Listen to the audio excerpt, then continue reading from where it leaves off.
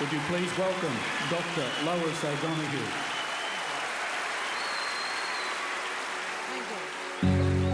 Lowitja O'Donoghue was probably the most remarkable person I've ever known, let alone an Aboriginal person that I've ever known. From being born on the APY lands near Indalkina, being raised at the Coal Mission, being told by a matron that she'd never amount to anything, to go on to be the first Aboriginal person to speak at the United Nations, the inaugural chair of ADSIC. Without the influence of Lowitja, we wouldn't have the system of land ownership of native title for Aboriginal people. I met Dr. O'Donoghue in 1992, and it was in the period immediately after the High Court's Mabo judgment, which, as people may know, found that Australia wasn't terra nullius at the time of colonisation and held that Aboriginal and Torres Strait Islander people enjoyed native title. Dr. O'Donoghue was the chairperson of ATSIC at the time, and she led the negotiations with the government, essentially, with the Prime Minister and ministers and so on. And I was a baby media advisor at the time in the office of Robert Tickner, then the Minister, and things went on from there. The 10th of December 1992, the 47th session of the United Nations General Assembly. That was the time I met Dr. O'Donoghue, who went on to give an address to the General Assembly. She was the first Australian to do that, the first Aboriginal person to do it. The fact that she was a woman, I think, speaks volumes about it as well. It was an utterly memorable occasion. I regard it as one of the biggest honours of my life to have been there. When I was thinking about the process of curating and creating an exhibition, it was born from an idea really that she gave me, because she collected a lot of things in her home, and at that stage she started calling her home a gallery. And so we thought that it would be a good idea to extend that and give her a much bigger gallery with her own exhibition. She had entrusted me with many things, and so I decided that I would curate it. Many people had met her and known her in her life, however there were people that didn't know her like we did. We were very, very close, and I know that this is something she would be very proud of. I think we quite often honour people well after they're gone, and I thought it was important to do that in a short time span. It hasn't even been 18 months since my auntie passed away, so that, you know, people can really sit back and reflect on all the things that she did, all the achievements. There's lots to learn here for sure, but it's a moment of pride, I think, for our family as well, you know, to be able to say, well, for a lot of our life she wasn't around because she was busy achieving amazing things, but we've always been incredibly proud of her. The most important thing to do for Australians generally is to accept that Aboriginal people have rights, and to appreciate in fact that we have a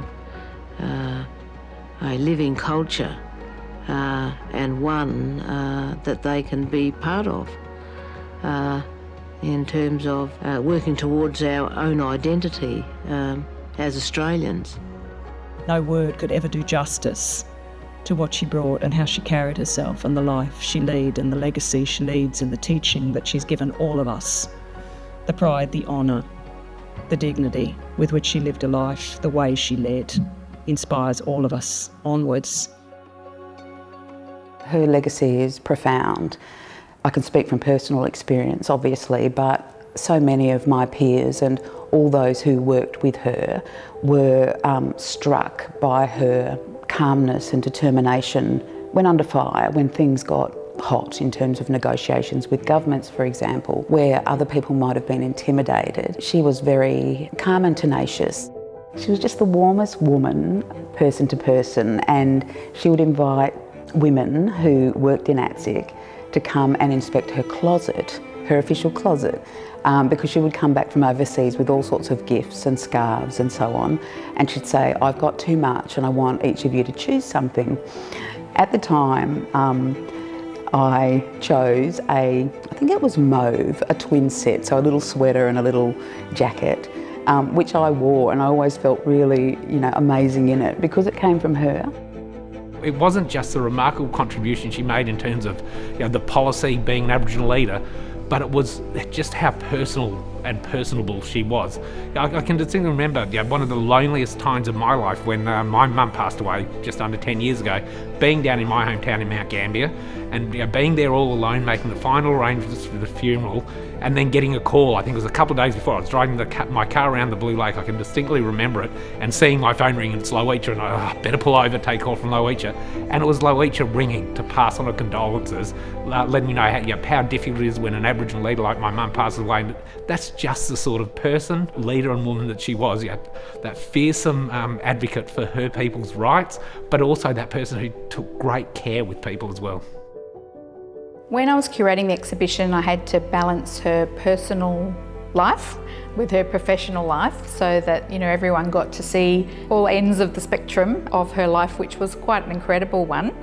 And I suppose I wanted people to see the woman that they didn't know. There were things like, she was married to an incredible man who was the man behind the woman, who really was a big part of her life, who stayed living here in South Australia while she was away working in Canberra. I definitely wanted to share the family stories because our family unit was always very close. She was very close to her siblings. Obviously had a very sad story, as a child that was removed from her mother. Those stories are very, very important to tell, but also to tell about how the family grew up as the years went on and how, what effect those traumas, those early traumas had later in life. So I think that we found a pretty good balance. And I think there's as much of the personal side as there is the professional side for people to be able to then look at both aspects, put them together and go, well, perhaps that's why she was able to achieve the things that she did. It's one thing to live a life of achievement, but it is another to leave a legacy. And the legacy of Lowitja O'Donoghue is indelible, not only in her extraordinary, impactful life, but in the countless activists she inspired. First Nations and otherwise, passionate Australians just as unwilling to accept injustice or inaction as she had been. I suspect this exhibition will go a long way towards sharing her incredible story with a wider audience yet again, because it is a story that demands to be told. What she really wanted for our people was self-determination. She wanted Australians to understand our special place as First Nations people, as traditional owners and so on. And she was very clear about the things that all Australians are entitled to as citizens of this country. And as we know, the 1967 referendum led to our people being counted in a census and, I guess in a sense, becoming Australians for the first time. I think this exhibition is very, very important. It's important for people to know the life story and trajectory of giants such as Dr. Lowitja O'Donoghue. I feel that young Australians are much more informed than previous generations. They're much more open. I think any ballast that they have to help them make courageous decisions moving forward for a better country, ballast provided by an exhibition like this, inspiring as it is and showing the way that we can coexist together, but we have to do it founded on truth and founded on justice, and that's what she was committed to. Our auntie wanted her work to live on.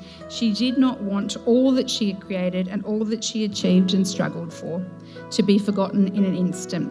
I promised her that that would not happen. We must be more willing to learn and we must walk toward truth-telling. That is what she would want us to do. We mustn't be afraid to be at the table and we mustn't be afraid to speak up about anything. We must be relational and not transactional. Lowitja wanted us to be fearless, to use our voices, to speak up and to take action, and she wanted that done black and white together. I see the exhibition touring and travelling around Australia in the future. I'd be very excited to do that. On the first day here of the exhibition, one of the first people who wrote in our guest book said that it would be very important for these First Nations stories to be seen in our national galleries around the country. It's definitely a big dream of ours. I don't think it's too big, like my auntie always said, you can achieve these things, so she would certainly say, go for it. take me around the country. So we'll definitely have a go at doing that. I think it would be an absolutely wonderful thing to achieve.